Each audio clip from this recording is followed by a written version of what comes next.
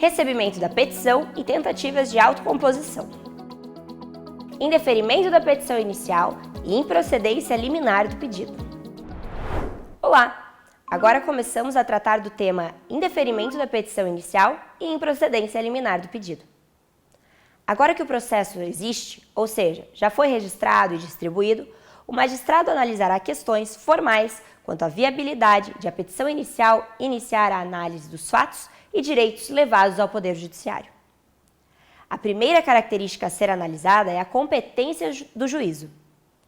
Nos casos de incompetência absoluta, os autos serão enviados ao distribuidor, que fará a anotação da mudança do juízo que consta no registro da ação e encaminhará os autos para o juízo competente, que passará a análise da petição inicial.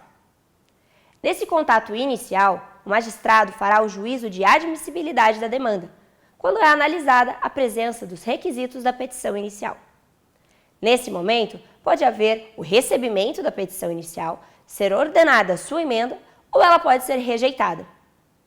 Ao caráter instrumental dos atos processuais se deve a possibilidade de emenda à petição inicial, quando houver irregularidades quanto a seus requisitos ou quando ela possuir defeitos que dificultam o julgamento de mérito da ação. Além disso, a primazia pelo julgamento de mérito incentiva os magistrados a analisarem a petição inicial e outros atos processuais a partir do seu conteúdo material, ou seja, a não se restringirem aos requisitos formais. Mesmo assim, as características formais dos atos também são importantes. Afinal, viabilizam certa padronização da manifestação das partes, garantindo a paridade de forças entre elas. O indeferimento da ação ocorrerá apenas quando essas circunstâncias não puderem ser sanadas, afinal, estarão ausentes os requisitos processuais. Isso significa dizer que o processo iniciado pela petição será extinto sem resolução de mérito. Lembra dos elementos da ação? Partes, causa de pedir e pedido? É possível notar a presença desses elementos no artigo 330. Afinal, os incisos 2 e 3 tratam das características das partes, enquanto o inciso 1 se refere à inépcia, ou seja, às características do pedido ou da causa de pedido. Acompanhe com mais detalhes. O artigo 330 diz que a petição inicial será indeferida quando 1. For inepta, 2. A parte for manifestamente ilegítima, o 3. O autor carecer de interesse processual, ou 4. Não forem atendidas as prescrições do artigo 106 e 321.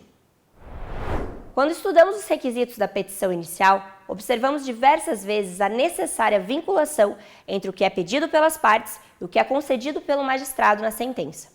Nesse sentido, a petição inicial cumpre sua função quando o órgão jurisdicional compreende qual a prestação almejada e o réu identifica de que ele deve se defender.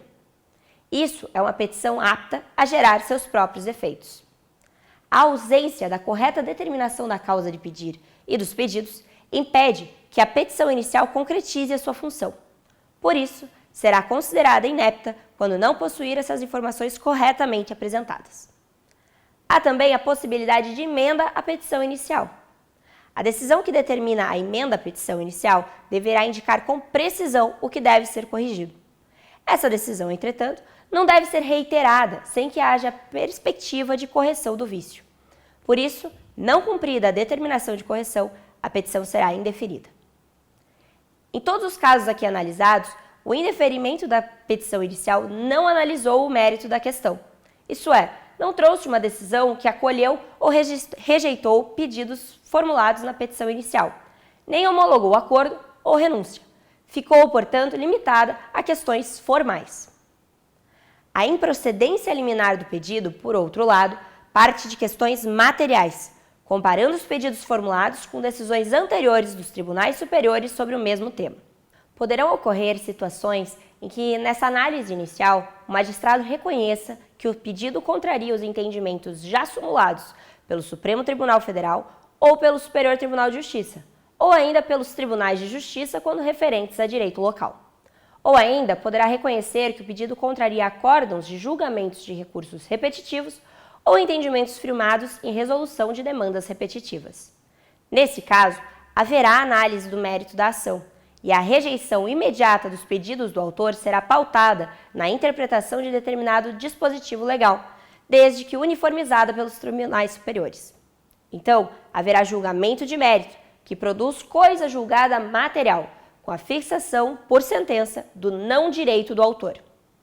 Essa ferramenta tem como foco a celeridade processual, especialmente em casos repetitivos, cujos argumentos jurídicos sejam repetidos em diversas demandas individuais.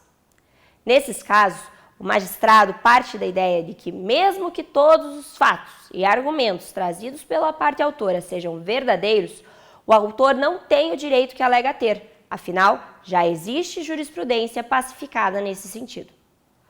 Os desdobramentos passíveis a partir do indeferimento da petição inicial são similares aos do julgamento liminarmente improcedente do pedido. Vejamos. Da decisão de indeferimento ou de improcedência, caberá apelação, que poderá ou não ser apresentada pela parte autora. Caso não seja apresentado esse recurso, haverá o trânsito em julgado da sentença, e o réu será intimado sobre o trânsito em julgado da sentença. Agora, se apresentado o recurso de apelação, poderá haver ou a retratação pelo juízo de origem ou a intimação do réu para a apresentação das contrarrazões do recurso. Se após o recurso não houver retratação e o recurso for analisado em segundo grau e provido, o réu será intimado para apresentar a contestação à petição inicial. Se houver retratação, o réu será citado para dar continuidade ao processo, com a apresentação da contestação à petição inicial. E se não houver retratação, o réu será citado e intimado para a apresentação das contrarrazões do recurso. Observe na imagem.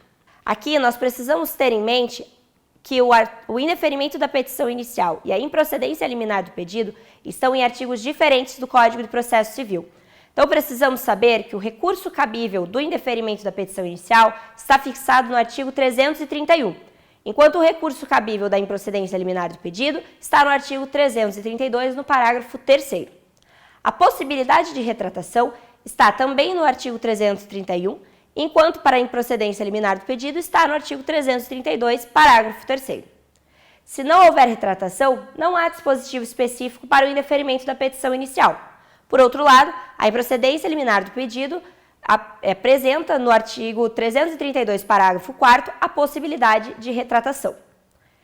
Os desdobramentos, caso não haja retratação pelo juízo de origem, no caso do indeferimento da petição inicial, estão no artigo 331, parágrafo 1º, e no artigo 332, parágrafo 4º, no caso da improcedência liminar do pedido. Caso não haja o recurso de apelação, o artigo para o indeferimento da petição inicial é o 331, parágrafo 3º, enquanto a improcedência liminar do pedido trata do artigo 332, parágrafo 2º. Por fim, os desdobramentos previstos para o caso de provimento do recurso estão no artigo 331, parágrafo 2º, para o caso de indeferimento da petição inicial, e para a improcedência liminar do pedido não há nenhum dispositivo específico. O filme Dia do Sim narra o dia de uma mãe que decide que aceitará todos os planos dos filhos durante aquele dia, independentemente deles serem ou não boas ideias. Pensem nessa figura materna que tradicionalmente tem cautela ao dizer sim, como juízo de admissibilidade dos planos. Não basta que os filhos queiram algo, é necessário analisar as circunstâncias para garantir o conforto e a segurança de todos os envolvidos.